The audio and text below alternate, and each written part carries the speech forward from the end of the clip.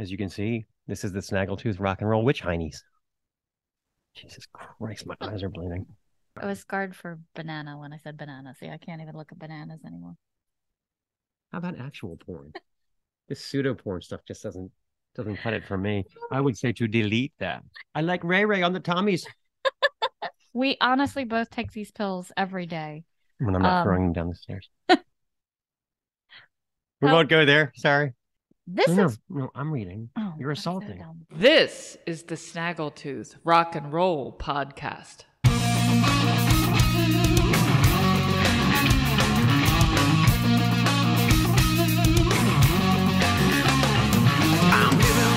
So, shocking as it is, it would appear that our opinion is actually valuable to some people. How often do you guys hit a grocery store and they circle at the bottom of the receipt and they say, "There's a survey, please take it." Always like, "Oh, okay," and then I put it in my purse and probably forget about it till I throw the receipt out a week and a half later. I mean, they already know what we bought. That's all being stored. Every Right. item that we bought. But I mean, look how aggressive CVS is with you. I mean, every time we go in there, I get an email. Please take our survey. And I want to say, I walked in to buy body wash and I purchased it and left. That was locked up, by the way. They always wait for the body wash fairy to come and you push the button. Stealing body wash. It's not like it's really big too. Item. It's like, I don't know how you would smuggle it out. I mean, you have to have, Anyway, but speaking of surveys, I remember back in high school, I was, senior year, especially the last few months of senior year, there wasn't nothing going on up here, except party. And the faculty chooses then to give you the survey of how your senior year was, what you could improve, what the school could improve, right? In my warped mind, I saw an opportunity. So I got about 20 or 30 people to write. There was a write-in part of people didn't care. They were just going to leave it blank. But I'm like, no, for the write-in part, when they ask you what was your favorite part of senior year, just say the free gifts from the teachers, right? And like I said, I got about 30 people to do it. And I never got to find out what the impact that was, but I could just picture the principal bleary-eyed going through the papers. There's another one with free gifts. What the hell's going on? Who's giving free gifts out to these kids? Yeah, that was my goal, Yeah.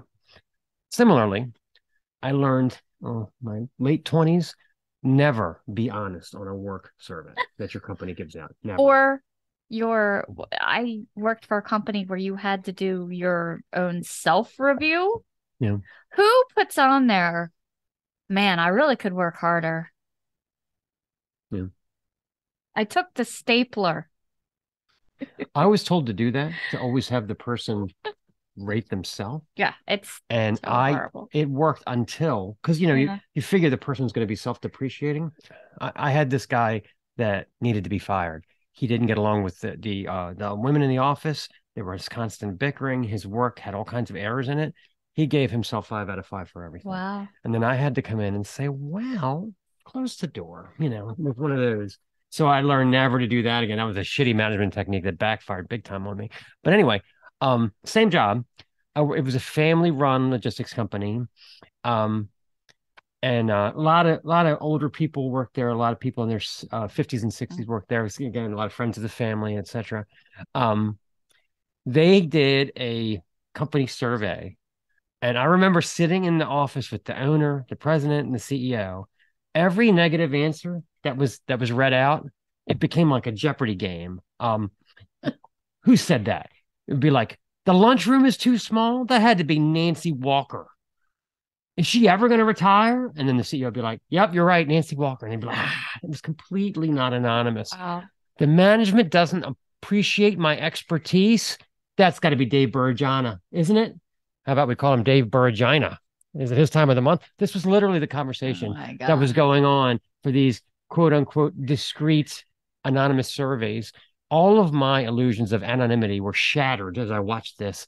And from that, I learned, even if I'm working at a fucking concentration camp, everything hunky-dory, hunky-dory, hunky-dory. Yeah. Because I can just picture them going, "What the hell's Marchman bitching about?" Yeah. I don't believe any of it is anonymous. I always hated working for big corporations because they always want you to have a self-improvement plan and goals. Yeah. My job is literally the same thing every day. Go in, find out what claims can get paid, call insurance companies, send medical. I mean, what is to improve there? So I was like, work faster, be more organized. I've learned in my company long enough that I've learned that they always tell you to come up with your own goals. And then the manager comes back and goes, great, great. We'll change this and this and this and this. So I've learned I'm like, what goals do you want me to do? Just you do them. Let's stop the facade of I write it and then you change it. Just, but I tell you what, it's kind of like an inverse survey. Actually, I consider this to be more like a ransom note. But I'll tell you what, the window and roof repair companies, very aggressive. They do. We have one that faxes us just about every day about new roof. It comes across our fax machine at work. Who uses the strategy of marketing? Faxing? They fax us and I think it's 1982, apparently. Yeah. Like, so they have the checklist. So they do a complimentary inspection on your house.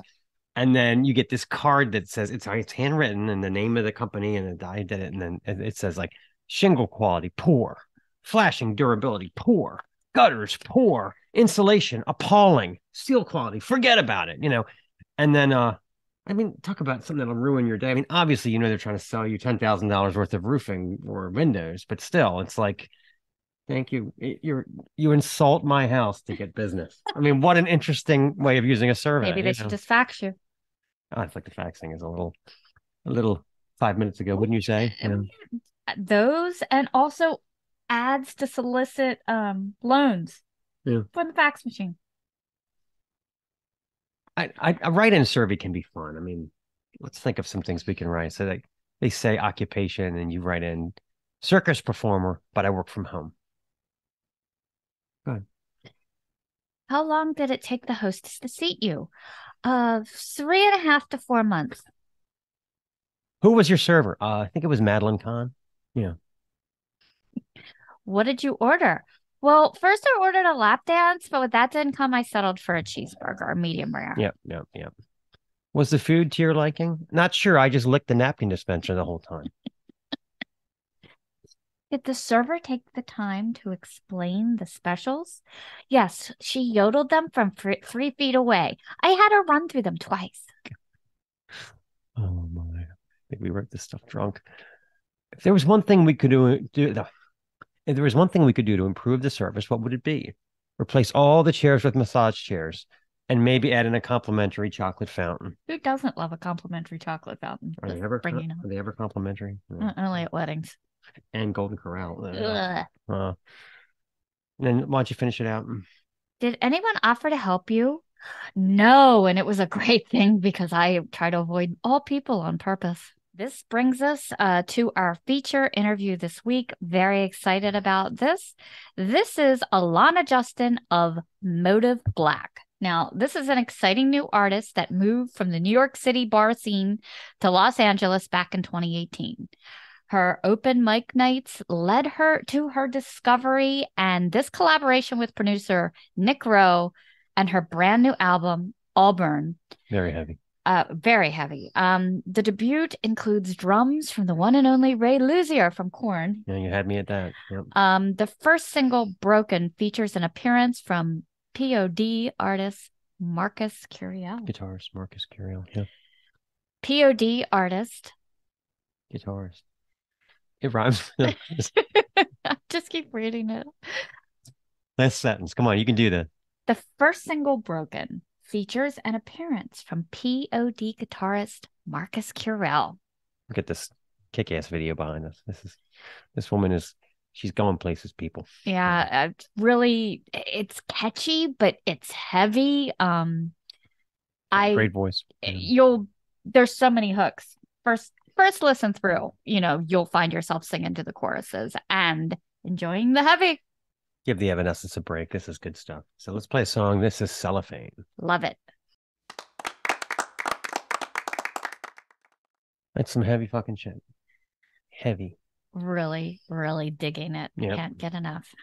So let's talk about Patreon. Don't forget to subscribe to the channel. Come by, say hi on Instagram.com/Snaggletooth RNR. Say hi on our Facebook page. you could say hi on our page, or you can just continue to go to Stacey's page, which is what everyone seems to do. So whatever. If you can't beat them, join them. At any rate, patreon.com/Snaggletooth podcast is packed with exclusive content that you can only get there. This week, I'm going to revisit the 80s era of Rush. Grace Under Pressure, Hold Your Fire, Show of Hands. We didn't like the albums when they came out back in the 80s, but do they hold up now? You'll just have to plug in, subscribe, and see what I think of these albums now. Lots of awesome exclusive content only available to our minions. Yes. For a low, low price, you probably spend more at Starbucks. Yeah. Bite size, you get for only $3.33 a month, but the full enchilada is $6.66 a month. I mean, we're not talking a lot of money here, people. Come on, get with it. All right. So I was kind of appalled during the Super Bowl. I mean, Appalled, you yelled. Yeah, they always have a lot of big blockbuster movies that kind of are announced for the first time during the Super Bowl, but I can't imagine how they talked Harrison Ford into another goddamn Indiana Jones movie. I looked up. Do you think he's still doing his own stunts? He's 81 years old. I mean, and if you look at how he's in the show and these scenes, he's got that old man pain look in his face that oh my God, my arthritis. The man has been around, he's made his money. But still looks pretty good. I was thinking for 81. Yeah. I was thinking of some titles for the next Indiana Jones film. So what do you think of these? All right. Indiana Jones and the Temple of Hard Candies. Indiana Jones and the 1,000-piece jigsaw puzzle. Indiana Jones and the Raiders of the Lost Bus Trip.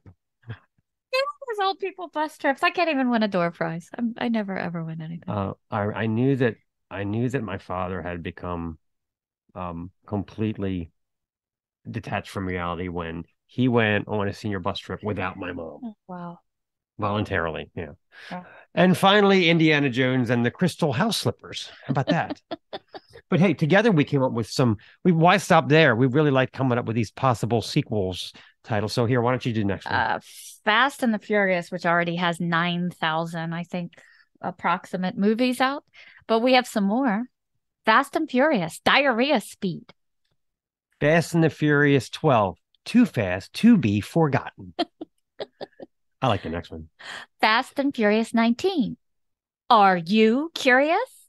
I be furious. And then the ultimate, Fast and Furious 13. Oh, I see why you too furious. Little fun with the letters. See the letters there. See, so, and of course, what franchise is more apt to ridicule than the Transformers? So let's do that. Transformers 6, the onset of QR codes. Oh, that's actually kind of scary. Yeah. That was the tail after the pandemic when they had to have everyone scan to see the menu. Yep. Go ahead, take a couple more. Transformers 7, The Age of the Incontinence. Yep. I like that one. Yep. Sounds like a personal problem. Yeah. Transformers 10, The Last Drive-In. I think I've been there. Yeah. Transformers 21, The Secret of the Lego Constructs. And we'll close out Transformers with Transformers 30, Rise of the Hillbillies. Got a few more. Magic Mike 5. Oh, he's members only. Oh, see what I did there? Magic Mike 9, The Schlong and Winding Road. I like that one. Magic Mike 10, Magic Mike meets the Beaver Basher and Tits McGee. That's a long time. It could be like an Avengers thing. You're bringing in all these like Chip and Dale type characters. And then, go you need the last one. Magic Mike 15, The Rise of the Flesh Flute. Flesh Flute. It's hard to say. Say that 4 times. Check out my Flesh Flute, baby. And I'll go ahead and take a crack at Avatar 2.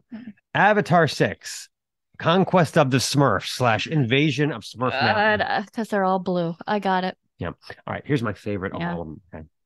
Avatar -3, because it's a prequel. Oh, okay. -3. Kind of Blue, featuring the music of Miles Davis. See what I did there? Okay. Is it time to play a song? Please. All right, let's play a song. This is Mode of Black. All right, it's time for a Suessical.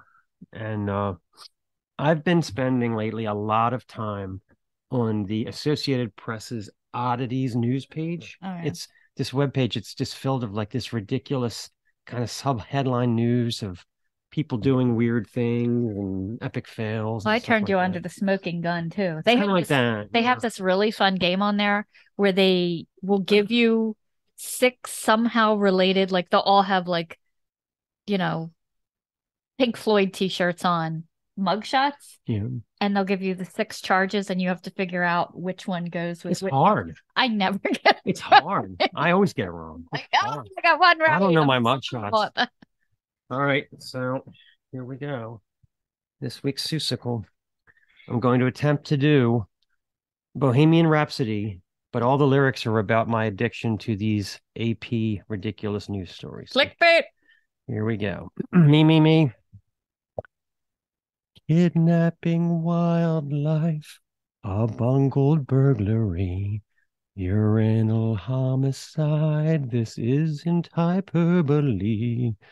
Open your eyes for weird news stories from AP. Their website describes tales of pure lunacy. A DC tech firm looks to show they can bring back the dodo. Some are drunk decisions or general weirdness. You see. Interlude. A 6-year-old in Michigan got a hold of his dad's card, spent $1,000 on Grubhub. Huh. Meanwhile, in New Zealand, police found over 3 tons of cocaine. Cocaine floating in the ocean. A Minnesota woman was charged for attacking her husband with a chicken. Savagely. You can't make this shit up. Interlude. A homeless encampment in Oregon had a bunch of goats set free as a protest to police. Chick-fil-A is going plant-based with a new sandwich. Maybe they should change their name to Plant Filet. AP. Ooh, I'm completely addicted. I really wish I'd never clicked on that link at all. Not at all. Okay, here's where it gets good. Strap yourself in.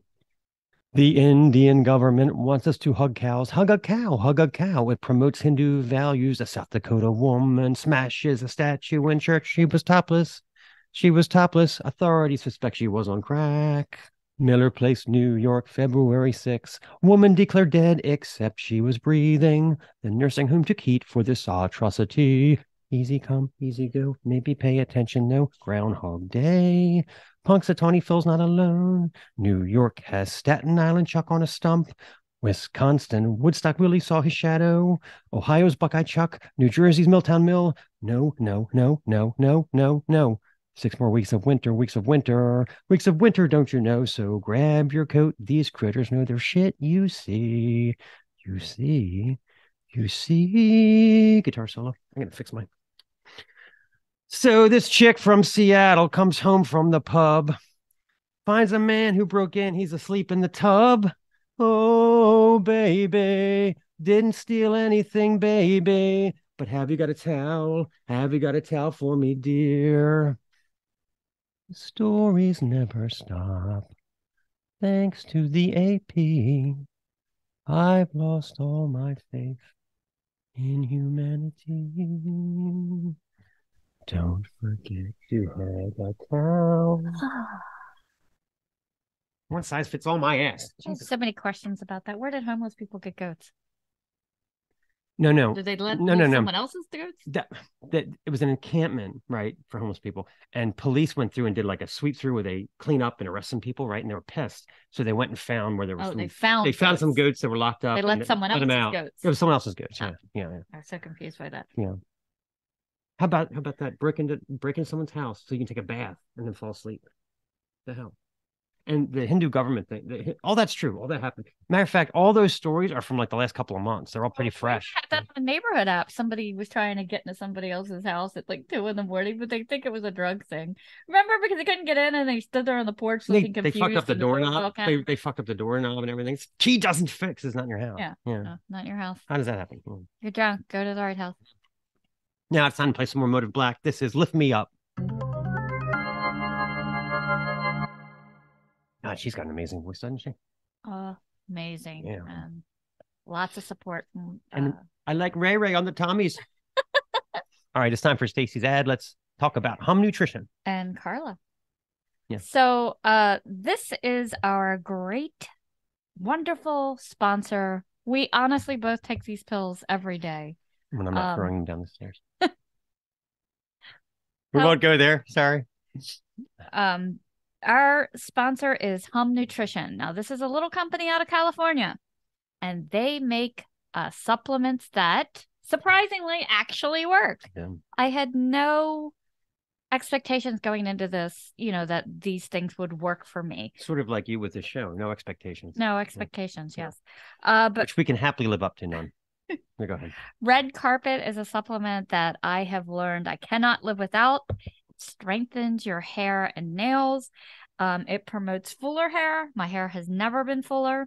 And it promotes healthy, hydrated skin. So you look younger. It does this with black currant seed oil. And of course, the great omegas, GAL.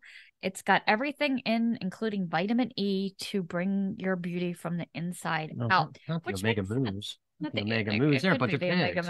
Yeah. Another one of my favorites is Ripped Rooster.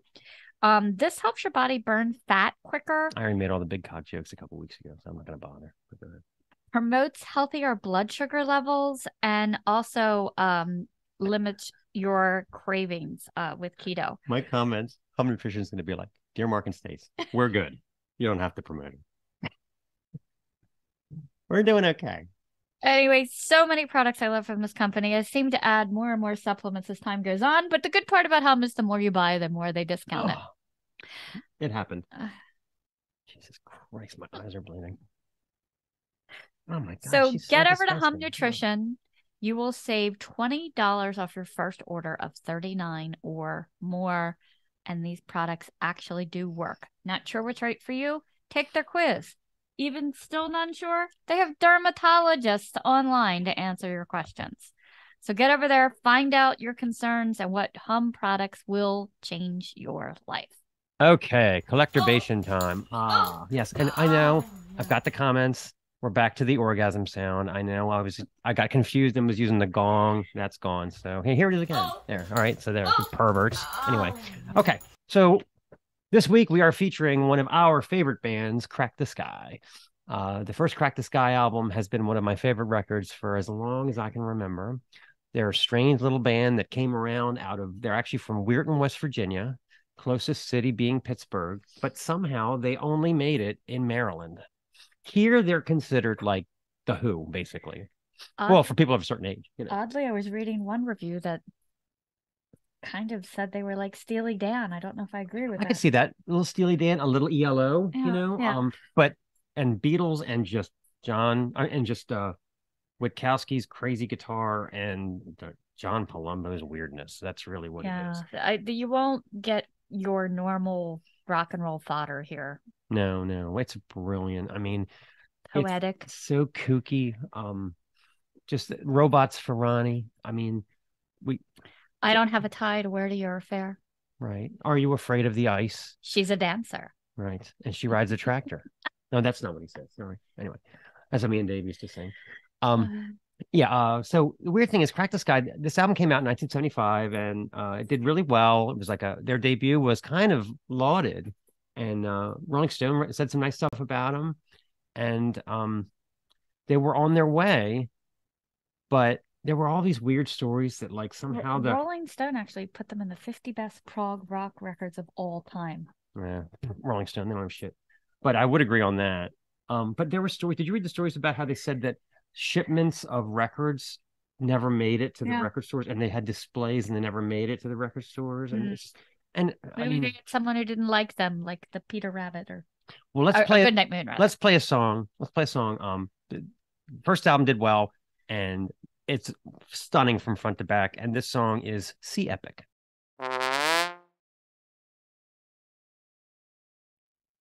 They are still out. I'm very hungry, and I'm afraid I'm gonna starve. They are still out touring today. Just the other weekend, they were at Falston Barrel House. Yeah. So gonna happen. All right, second album now for Collectorbation 2.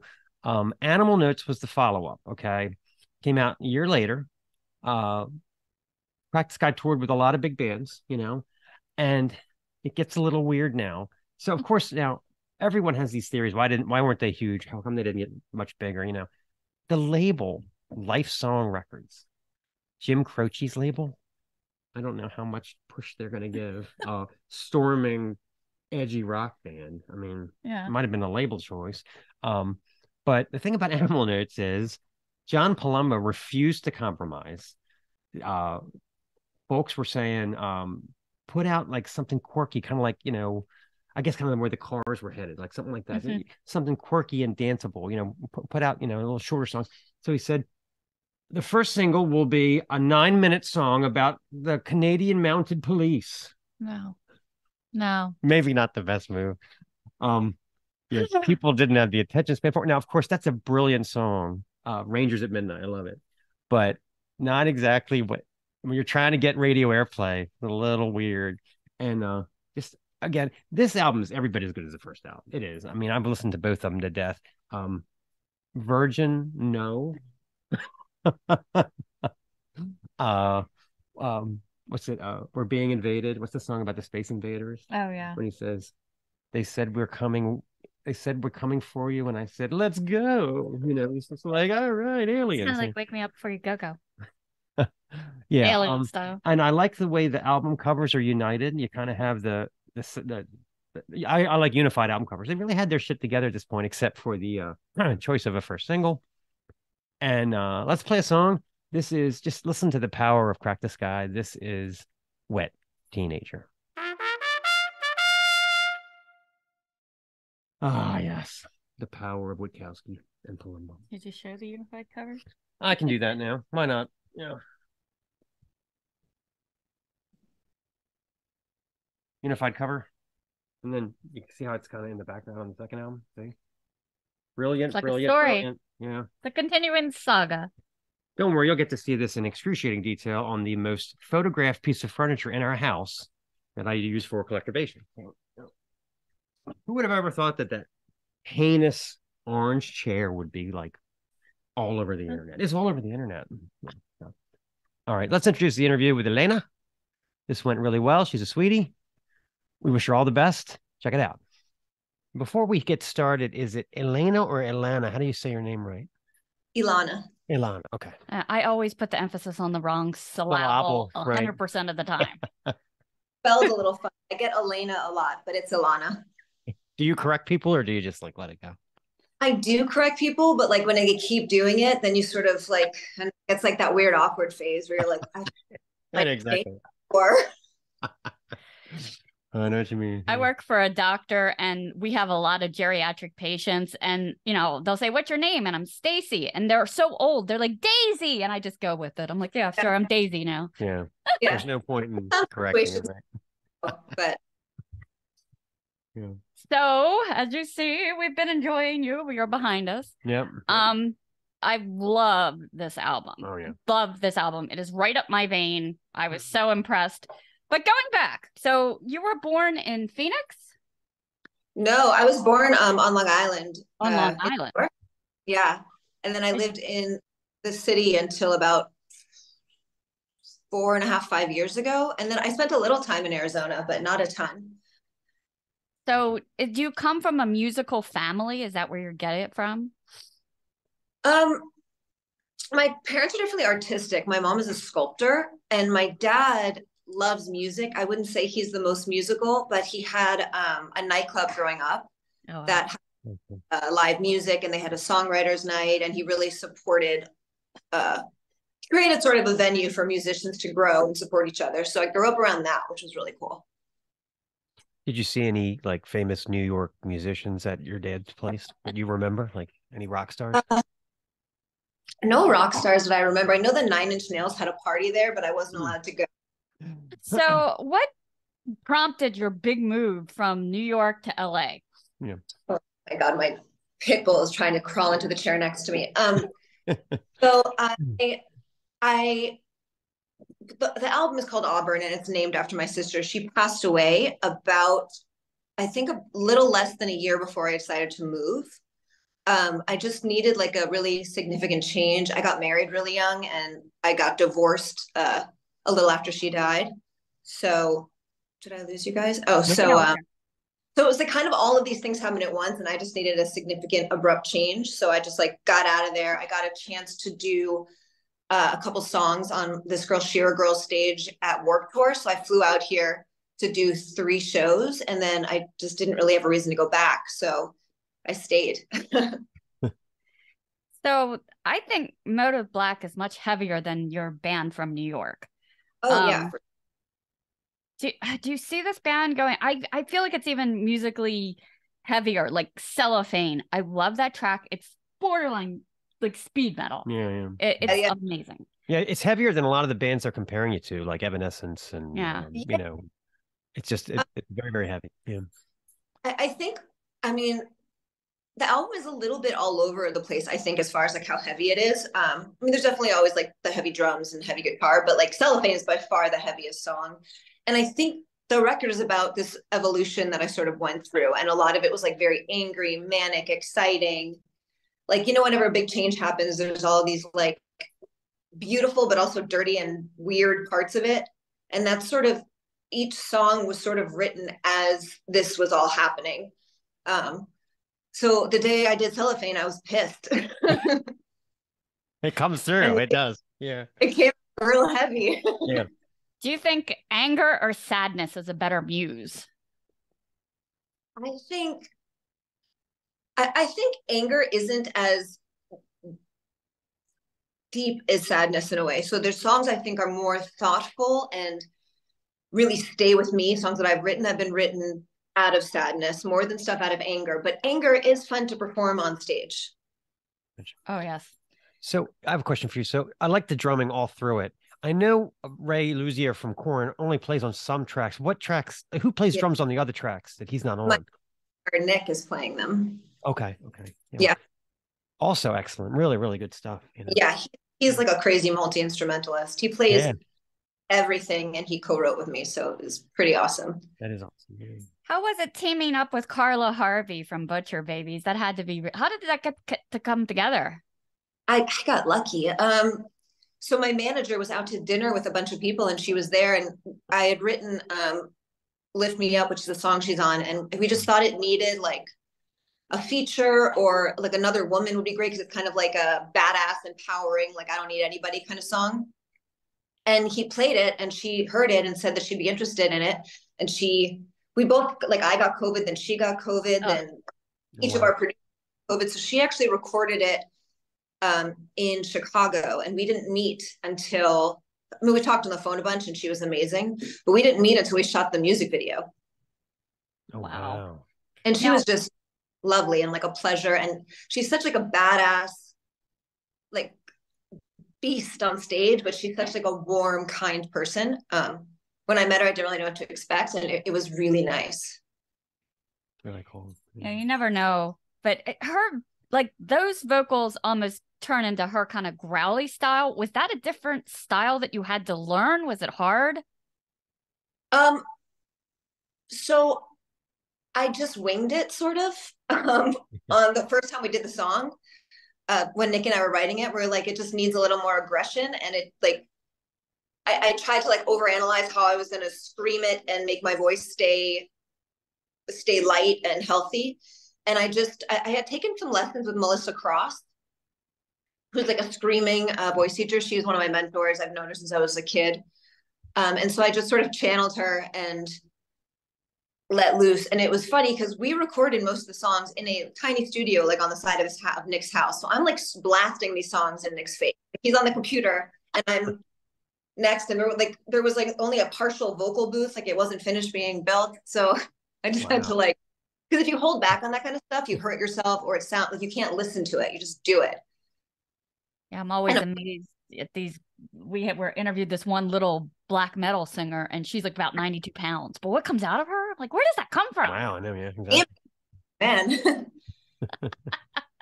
I have a question that's completely unrelated. You only have tattoos on one arm. How come? I've never I have one on this arm. Oh, okay. Okay. But the vast majority are though, yeah. Yeah.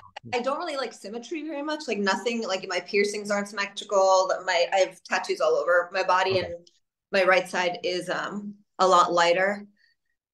I just don't like symmetry. And I was into symmetry.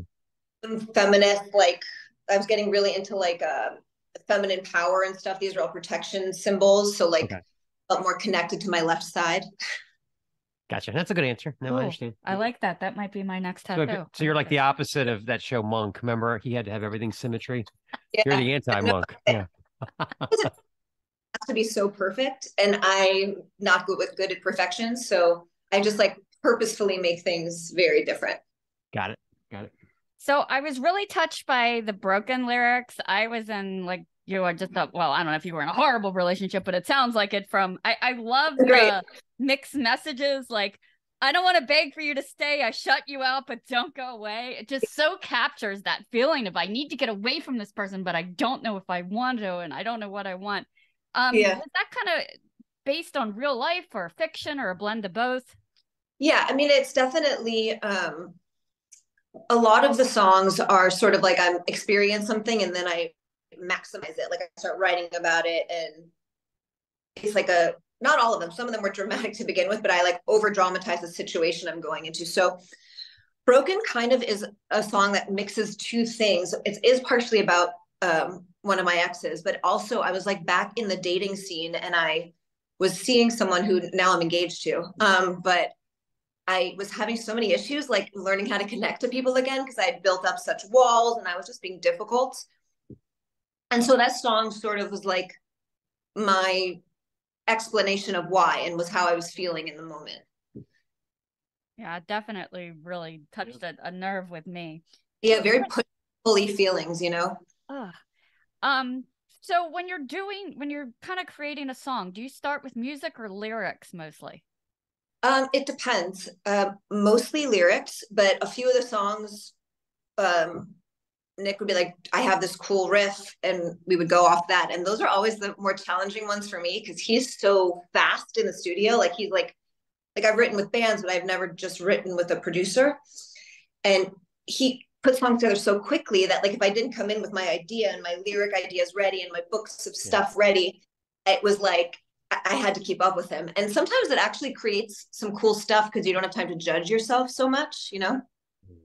Oh, that's the truth. Spontaneity. And you're expected to have your homework in order. Yeah. So like, and I'm an overthinker. Like I'd be like, all right, no, let me take this home and I'll work on it. He's like, no, we're going to get it through today. And I'm like, cool. But it was a learning curve. And I mean, I can hear the songs that are more like, spent days thinking about the words and how everything was going to come together, and versus like, oh, this is a cool riff. And this is like, what does this kind of sound like? And usually I'll put like a dummy lyric. Like I'll just sing some like unrealistic lyrics. And then like one of the words will become like the impetus for this idea. So it was really all over the place. He was really fun to work with. The drums definitely are a big groove shaper on this album. Would you consider like how danceability is a factor? Because they sure are. There's a lot of hip moving, and at least when I'm listening. Yeah, I didn't even think about danceability, but definitely like, I think why I've always been drawn to heavy music. I grew up doing like theater and stuff. So I always kind of was like this black sheep in the theater community, but I loved the movement that heavier music made your body do, that like thumping and like double bass or like chugging guitars. Like it makes you move in such an interesting way. And I guess that came through on the album, which is cool, actually. Yeah, really cool. And you incorporated some industrial elements. Is this something you think you would continue to expand on? Yeah, definitely. We were like, the songs were also like heavily influenced by what I was listening to, and I could hear it personally very much. Like, so whatever, like that week I had been like binging on, or like, you know how you kind of get like in those moods where you're just playing the same like album over and over. Yeah. It's maybe a me thing. What And I would what were you binging on? What was it? all different. Went through like a little Marilyn Manson thing for a while, and then I was like before I wrote Auburn, I'd been listening to A Perfect Circle. Oh yeah. So like it just, yeah, I think it's really fun to explore all different directions, and I think sometimes the mood of the song really goes like leads like the idea of what the song is about really guides musically for me as well. Awesome. Yeah. I had a question about your logo. Is that like a moth in the O? It's a death moth, yeah. Ah, I guess To that's go with the whole vibe of like evolving and change, and That's very you know, tattoo worthy itself. Yeah. yeah. Yeah. how old was your sister when she passed? She was in her late 20s. Wow. I know I have a nephew that's been struggling through addiction. I mean, his entire life he's been in and out of rehab, but I'm always stunned he's, makes it through another year, but Yeah. it's so hard Yeah. to watch. Yeah, for sure. I think we all, my whole family felt that way. We were always like expected something bad to happen. It was interesting. She struggled for a long time, but she was such like she was so mainstream and like captain of the volleyball team, like all American, like totally different than me. Like my brother and I are much more like alternative, and she just you didn't think it would be her, but it was, and it was like 10 years, and we kept thinking it was gonna something like, I thought I was prepared for her not to be there anymore, but then when it happens, you are absolutely not prepared. Wow, that's rough. Yeah, I love the pictures of you guys little, Yeah. so precious. Yeah. So I Yeah. noticed Auburn is also backwards. Is there a reason for that? Auburn? Yeah. Like on the album? Yeah. No. I didn't know if it was any significance. So I was like, that's interesting. I like it. So I did just recently stalk your social media and see that you have a show coming up on the 4th at the Bourbon Room for Hollywood. Yeah, yeah. A short set at the Bourbon Room. I think it's about 5 songs, but it should be cool. We just like been rehearsing. Actually, right after this, I'm headed to AMP in North Hollywood to go rehearse for a bit. So what is the lineup looking for a live show for you? your backing band for touring or whatever. Yeah. So we have guitar, bass, drums. We used to have 2 guitar players before COVID, but right now we're trying to sort of mix like a track, 1 guitar player just for a bit, just because it's expensive to keep everyone going right now. Yeah. But yeah, we have this guy Jeff Dubray on drums, who I think is like essential. He's amazing because to try to imitate what Ray Luzier is doing is pretty challenging, and he nails it. And then we have a new guitar player named AJ. He used to be in a band called I Set to Kill. He's been killing it. So this is the first live show we're all going to do together. So we'll see how it goes. I'm hoping it's going to be solid. Should we do our game? Let's do our game. Yeah. All right. So we have this game that we play. I have 100 random questions in front of me. I want you to pick 5 numbers. So let me know what they are, and we'll ask our questions. 15, 7, 6, 5, and 10.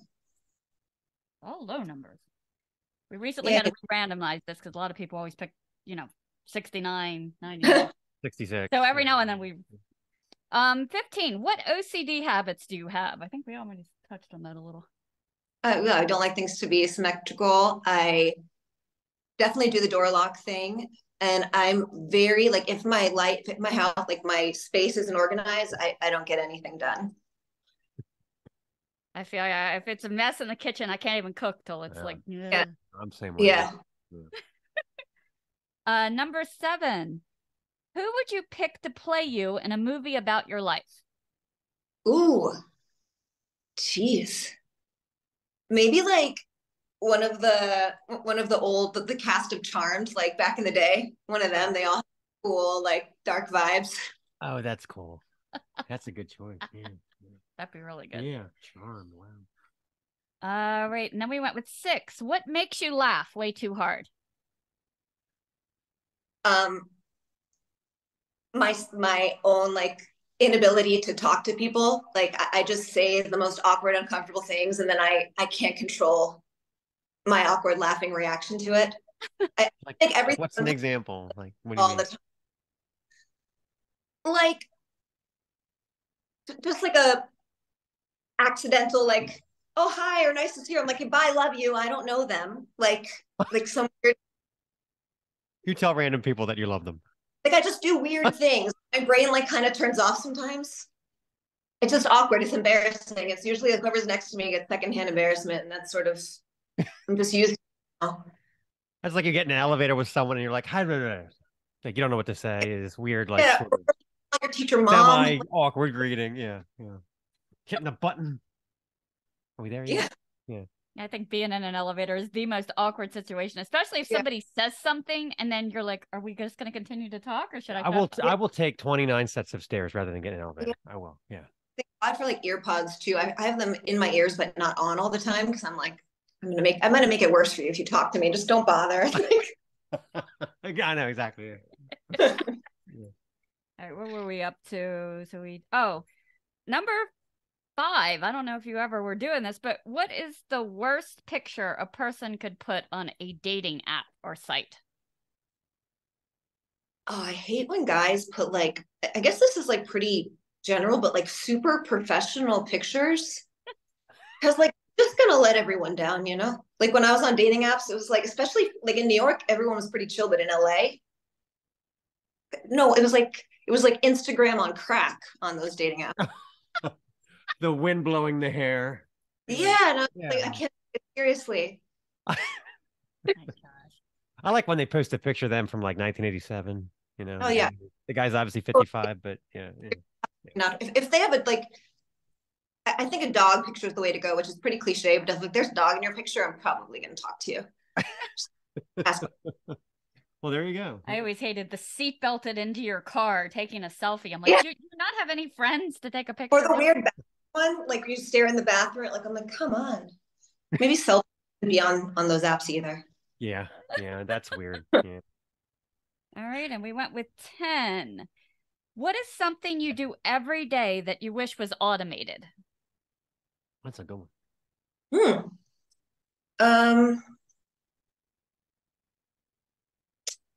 Exercise. I'm with you. I can relate. We can both relate. Yes. Yeah. I don't really like it. I like hiking and stuff, but just like generally keeping myself in shape, I wish it just happened. Like just outsource it. Yeah. Someone else, you know. All right. Do you go to a gym or do you like working out at home? I hike with my dog a lot. That I'm cool with, and I do belong to a gym, and I try to go every day. I do yoga as well. That's what I've been into lately. I should be. I keep pushing myself, and I used to belong to a gym, and I used to always marvel at the people that were all dressed up. All they did was lean up against the machines and talk. Yeah. Like, do you ever sweat? No, right? Why are you here? You know, like... Gym. Maybe part of it is that I belong to it, and then I'm like, I don't really have to go. I like just signed up. Just being a member's good enough. Yeah, it's like basically work out for me. So you have one pit bull or 2? One. I want more. Is that your only pet, or do you have other pets, or is it just one? Just the one. I got her during COVID. That's cool. Yeah, that was the time to get an animal for sure. Yeah. Yeah, no, she's the best. I did like a month road trip with her, with my partner. It was great. She's the best. I love pit. I want all the pit bulls. So since you've been rehearsing a live show, I mean, you can sing the paint off of walls. What can we expect from a live show? Have you thought about it? I mean, it'll be less, of course, as usual, like it'll be a more, not toned down because there's a lot of energy, but it'll be like a more connected or more like less perfect version of the album, which I think is pretty typical. I think also it's going to be definitely a roller coaster. Like even for these short sets, we're doing like aggressive songs, and then like Auburn's thrown in the middle, and I think it'll be a nice ride for everyone. That's great. Are you going to do any covers at all, or? I was just going to ask that. Yeah. We're throwing around some ideas right now. We haven't landed on one yet. Okay. Be careful. We interviewed this one band and they've been around forever. And years ago, they did Ghostbusters and they're still expected to do Ghostbusters. And you could just tell that he doesn't want to do it anymore. I said, do they still ask for it? He's like, yes, they still ask for it. Mm-hmm. So if you could perform with any artist, who would it be? I mean, I'd love to perform with Joan Jett because I grew up super into her, but genre-wise, I don't know if that's realistic. Oh no, my phone. But I mean, I'd love to go on tour with Korn. That would be sick. Oh my God, that'd be yeah. great. You could hop back and forth in between bands. Yeah, right. We'll give him some Gatorade. It'll be fine. Yeah, I thought I kind of like that. Like Bloodsport is such a punk rock delivery, and I was wondering if that was. Yeah, that was actually like it sort of is very different than the rest of the album. I was talking. It's about like like us, our souls being sucked away by social media and comparison and stuff like that, and it just sort of. I wanted it to be this really happy song with really dark lyrics, and so that kind of vibe, that kind of musical vibe really went with that. It'd be really cool to do a music video for that song. I feel like it's a very like visual song. So how are you liking LA? A lot of people say it's a big adjustment. Yeah, it's very different. And it's also different now than it was right before COVID. What I do think is great about LA is that the music community when I got here was super open and welcoming, really easy to meet people. It's just like I think because a lot of people are not from here, like people are willing to meet you, and like it's a more open vibe than in New York's music community. I think there's it's a little bit easier to work with people that you wouldn't be able to reach that level of person in New York. But I of course miss New York. I love the culture in New York. I love being able to walk around. Don't miss the winter. But musically, I think I got a lot more done here much faster. That's awesome. That's really interesting. I love your video. How long did you have to be in a straitjacket with the gag and being carried around? Yeah, that thing was rough. That mask thing was super uncomfortable. I think it was pretty quick though. I was probably in it because, we don't have huge video budgets. So we film everything pretty fast. So I probably was only in that thing for like half an hour. I was like, oh my God, I think I would have had to be like, time out, time out. Yeah. The price we pay for rock and roll. Yeah. Yeah, I like the one with Carla too. You guys, you can just see you're like just feeding off of each other. It was great. Really cool, yeah. Yeah, it was so nice that she was so easy to work with and so cool. Because I was like a little intimidated. I was like, it's Carla Harvey. And then she was just so awesome. It was great. Yeah, I love their stuff too. Oh, yeah. Oh my God. Yeah. Okay. All right. Well, we look forward to your album actually officially coming out. Yeah. On the 10th, and your shows and maybe a tour eventually. Yeah, hoping for something in the fall. We're waiting on some dates in March, probably still around California, but yeah, we have a lot of plans. We'll see what comes to fruition. Well, if you come anywhere near Baltimore, please let us know. We'd be happy to come out and see you. We'd be thrilled. Yeah. So, awesome. Yeah. Well, thank you so much for taking the time to do this with rehearsal and everything else. Yeah, good luck. Thank you. Yeah, good luck with getting the live show together. Yeah, we're really excited. Yeah. Falling on deaf ears.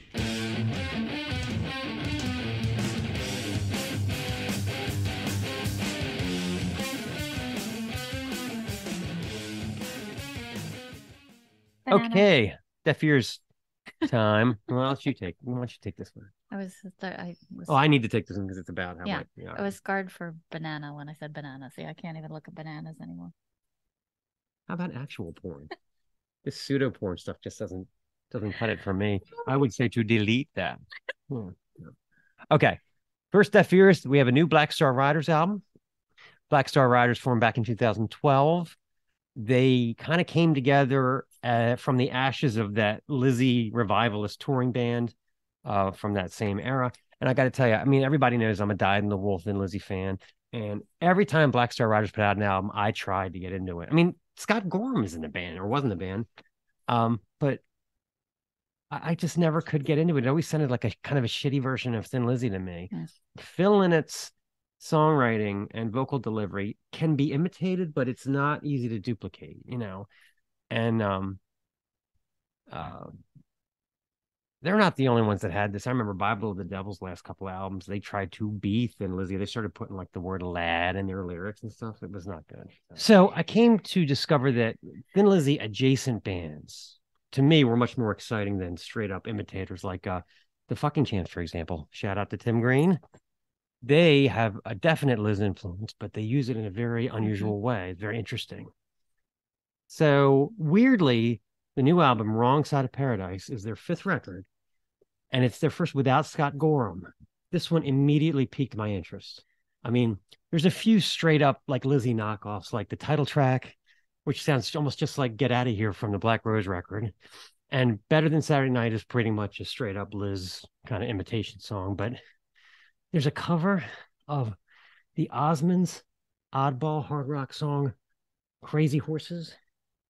And that's a strange choice. I think it requires a little bit of objective set of ears. 3 of the Osmond boys actually are on it. Okay. Yeah. Okay. I mean, it's different, right? But honestly, the best songs on this new album sound nothing like Thin Lizzy. There's an excellent kind of alt rockish song called "Riding Out the Storm." It's the one that's got that lyric, "The whiskey goes in and the devil comes out." We witnessed that last night, which made me realize the singer Ricky Warwick, his voice sort of has the Elvis Costello version. Yeah, it does. We're going to play a song called Catch Yourself On. I really like this. It's just this low slung riffing and this huge stadium chorus. It is irresistible, but you be a judge. This is the new Black Star Riders. Catch Yourself On. Listen for the neat bass riffs. Oh, yeah. All right, I'm going to claim this one for myself. For the earth. Stick a flag in them. Okay. I found them. Go right ahead. Was it Marvin the Martian? Do it. This is Deaf Ears number 2, Live Sin, which popped into my Spotify and I have never looked back. I just looked back. Anyway, go ahead. Another day, another fascinating band, Bolt from the Blue. Built from the Blue. Came Yes. upon my cerebellum. Stockholm's Live Sin. And I was rather taken with, I love the blendies. Yes. This time it's Stockholm's Live Sin, and all the traditional heavy metal 5-piece featuring the delightfully haggish vocals of journeywoman and fringe-wearing Liv Jagarell, a veteran of the Swedish metal scene, running metal outfits like Hysterica and Frog Scream over 2 decades ago.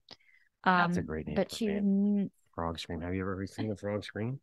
But she's never slowed down. She's also active with the sleaze rock outfit Sister Sin, as well as maintaining her day job as a personal trainer. She's very busy, very busy. And they just put out this new album with the song that grabbed my attention, Kali Yuga.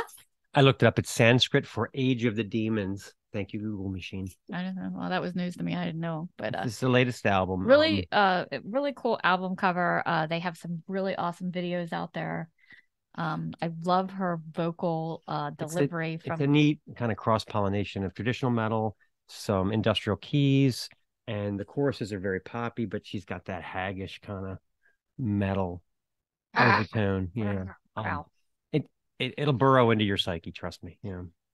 It's sort of like the band refuses to be pigeonholed, songs like I Am the Storm, you have this kind of evil riff and then it falls away to this dreamy pop chorus, and then the whole thing is like a push and pull between the drummer. He has this charging rhythms, and then Liv has her melodic sensibilities. Very cool. What else we got? Forget My Name, almost 100% 80s style metal, complete with the Accept style male. Ooh, very mad. I like it. I'm picturing loincloths. So, well, anyway, why don't we play a song? Let me just say, in a few short years, this band which formed only back in 2016. Libsyn, they've mastered the art of blending the heavy with the luscious, the majestic with the ferocious. So go ahead, introduce the song. What is it? All right, you might want to get out your denim vest for this. This song is the one that captured my attention. I Am the Storm. Deaf Ears 3, we're rolling along, people. The band is Young Lions from Brisbane, Australia. And the album is called Make a Rainbow and Put It in the Sky. Which, not to be confused with Double Rainbow in the Sky. That's a... You wrote this first part. So it gets a little confusing if you're just trying to search for Young Lions, because there are several artists that are going by this name. So it gets a little bit dicey if you're just trying to Google things. So check this out. All these are out there to confuse you. There's an indie folk rock group from Canton, Ohio by the same name. Also a solo piano project. And an early 80s punk band. And also a band out of Victoria that is sometimes ambient with its catchy riffs and chimes. Okay. But don't pay any attention to those guys. Find these Young Lions. Well, there's some drama right off the bat because apparently the vocalist Zach Britt recently had his car along with his guitar and pedals stolen. Right out of his car. They rallied. This was just not even a month ago. Yeah. Right? And fans came to the rescue. They put on a GoFundMe page, and their goal was $5,000, and I think they're over 8,000 at this point. So that's good. So, folks are definitely discovering this band. They've got a knack for singles that just have these huge choruses. Zach likes to sing over these kind of fall away melodic guitar bits, courtesy of Ryan Allison. This lineup, for only 3 albums, this lineup has really gelled well. And despite this odd Hawkwindish hippie title, Make a Rainbow and Put It in the Sky. Like I expect it to be like the Grateful Dead or something, but no. It's so groovy and catchy, and you'll find yourself, dancing along in no time. These young cats always land on their feet. See what I did there? Some of the material in this album actually kind of borders on singer-songwriter stuff, I'd say, like the airy throb of the song Pilgrim. I like that one because it's like the lyrics are like he's questioning the mysteries of existence. He's reaching out to all these different deities, and then he finally delivers the line, "When you've been stuck behind the veil too long, it's amazing when you watch it fall." So pretty Very cool stuff. poetic. I'm just going to say that if this album had come out in 1998, we're talking about huge stadium tours, screaming fans, John Resnick picking up their dry cleaning, etc. So let's play a song. This song rules. It's Exit Plan. Yes.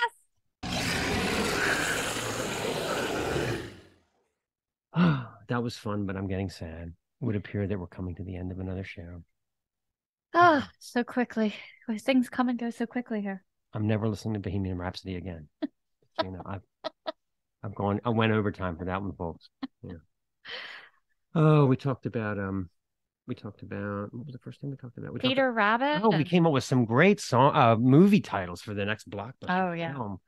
Poor Harrison Ford and his Well, Walker. you should be like the little engine of code and just keep chugging along, because it might take, 10 or 100 years for your thing to catch on. Please derail, I'm triggered. This has been the Snaggletooth Rock and Roll Podcast. Special thanks to Elana from Motive Black for appearing on the show. Snaggletooth theme courtesy of Jens Kemgren of the Firebombs. Deaf Ears theme by Tim Green of the Fucking Champs. Deaf Ears bands, check them out. Libsyn, Young Lions, Black Star Riders. All content 2023. The Snaggletooth Rock and Roll Podcast. This is the Snaggletooth Rock and Roll Podcast.